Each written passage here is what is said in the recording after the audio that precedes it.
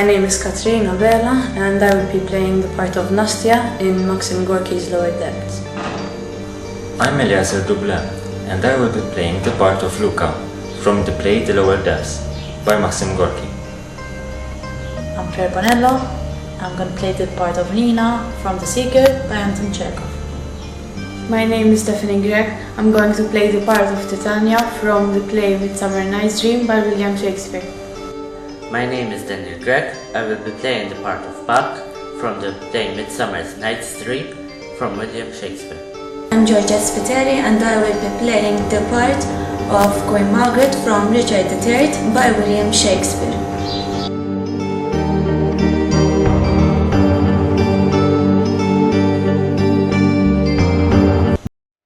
My precious, he says, my beloved, my parents, he says, do not consent to my marrying you, and threaten to lay their curse on me forever for loving you. For that reason, he says, I must take my own life.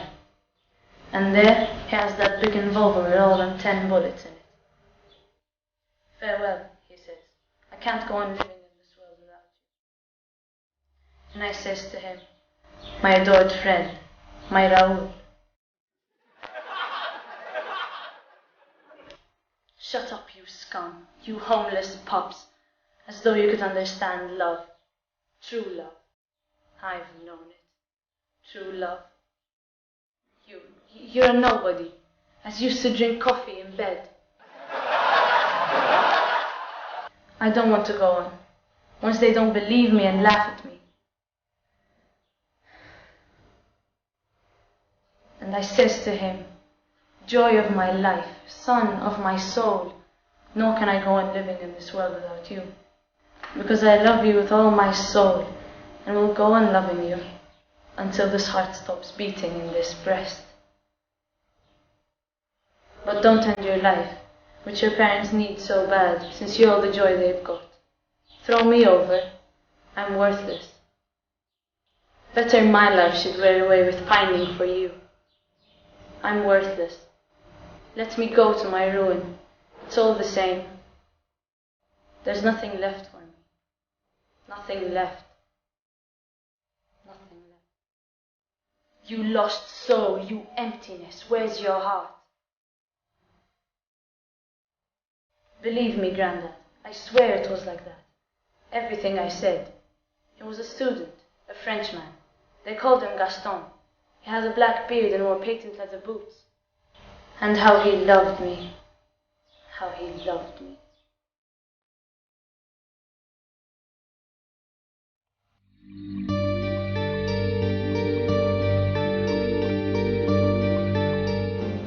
There, you say, truth. True doesn't always heal a wounded soul. For instance, I knew of a man who believed in a land of righteousness. He said, somewhere on this earth there must be a righteous land. And wonderful people live there, good people. They respect each other, help each other, and everything is so peaceful and good.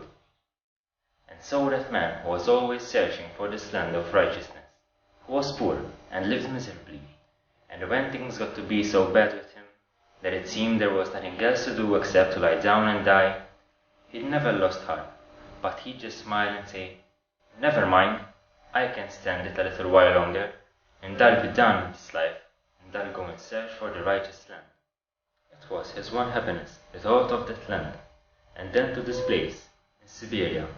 By the way, there came a convict, a learned man with books and maps, yes, a learned man, who knew all sorts of things, and the other man said to him, tell me where the righteous land is, and how do I get there? At once, the learned man opened out his books, and spread out his maps, and looked, and said, no, he couldn't find it anywhere. Everything was correct. All the lands on earth were marked, but not this land of righteousness. The man couldn't believe it. Look carefully, otherwise, he says, your books and maps are of no use if there is no land of righteousness. The learned man was offended. He said, my plans are correct, but there exists no land of righteousness anywhere. The other man got angry, and lived and suffered, and had believed all the time in the existence of the land of righteousness. He'd lived and suffered, and now, according to the plans, it didn't exist at all. He felt wrong, and he said to the learned man, "Ah, you scum of the earth, you're not a learned man at all, but a just damn cheat." And he gave him a good wallop in the eye, and then another one. And then he went home and hanged himself.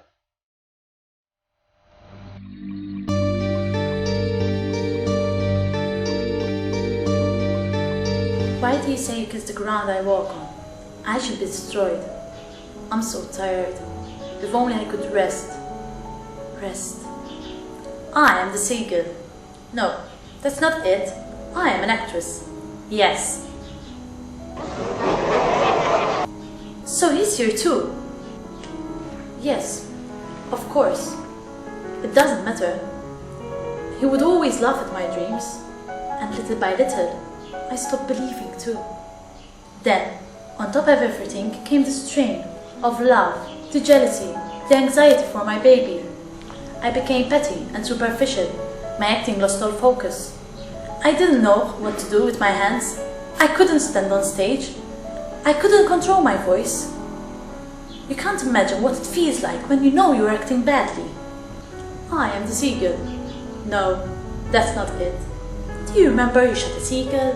One day, quite by chance, a man came by there, and because he had nothing better to do, he destroys it. It's an idea for a short story. No, that's not it. What was I saying?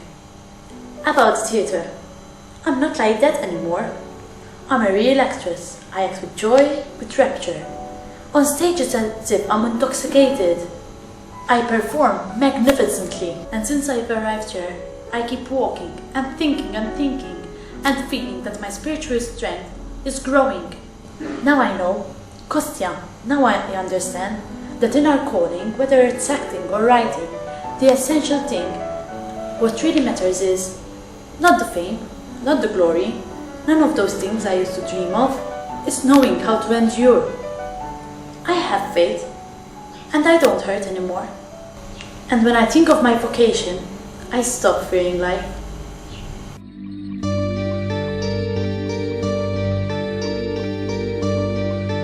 These are the 4 degrees of jealousy, and never, since the middle summer spring, met we on hill, in dale, forest or mead, by paved fountain or by rushing brook, or in the beach margin of the sea, to dance our ringlets to the whistling wind, but with thy brows thou hast disturbed our sport. Therefore the winds piping to us in vain, as in revenge have sucked up from the sea. Contagious fogs which falling in the land have every pelting river made so proud that they have overborne their continents. The ox hay therefore stretched his yoke in vain, the plowman lost his sweat, and the green corn had trotted ere his youth attained a beard. The fold stands empty in the drowned field, and crows are fettered with the Murian flock. The Naaman moors is filled up with mud, and the quaint mazes in the wanting green, for lack of tread are undistinguishable. The human mortals wander winter here, no night is now with him or care blessed. Therefore the moon, the governess of floods, pale in her anger, washes all the air. That romantic diseases do abound, and through this distemperature we see the seasons alter, hoary-headed frost, far in the fresh lap of the crimson rose, and on old hymns thin and icy crown, an adored chaplet of sweet summer buds, is as a mockery said, the spring, the summer, the childing autumn, angry winter change their wonted liveries, and the maize world by their increase now knows not which is which, and this same progeny of evils comes from our debate, from our dissension. We are the parents and origin.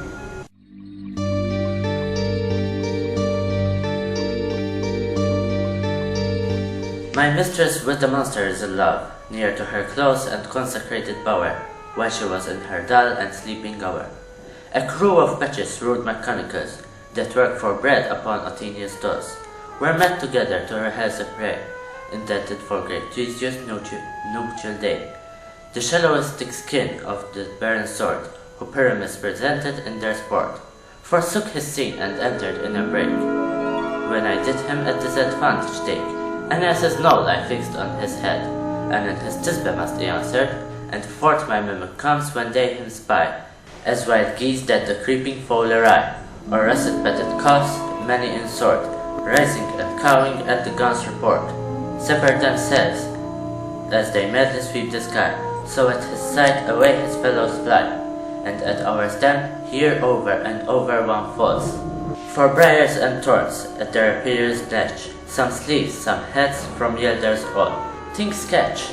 I led them on with this distracted fear, and left sweet pyramids translated there. When in that moment so it came to pass, Titania winked and straightway left the nest.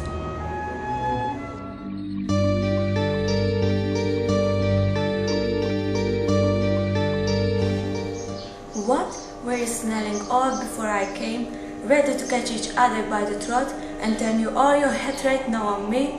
The York's dread curse prepares so much with heaven, that Henry's death, my lovely Andrew's death, their kingdom's loss, my wilful banishment, should all by answer for that peevish bread. Can curses pierce the clouds and enter heaven? Why then give way thy clouds to my quick curses? Do not by will, by Safed die your king, as as by murder to make him a king. Edward thy son, that now is Prince of Wales, for Edward our son, that was Prince of Wales, die in his youth by like untimely violence. Thyself a queen for me that was a queen, outlive thy glory like my wretched self. Long miles thou lived away thy children's death, and see another as I see thee now, decked in thy right as thou art stowed in mine. Long die thy happy days before thy death, and after many lengthened hours of grief, thy neither mother, wife, nor England queen. Rivers and Dorset, you were standers by, and so was thou Lord Hastings when my son was stabbed with bloody daggers. God I pray him, that none of you may live his natural age, but by some unlocked accident cut off.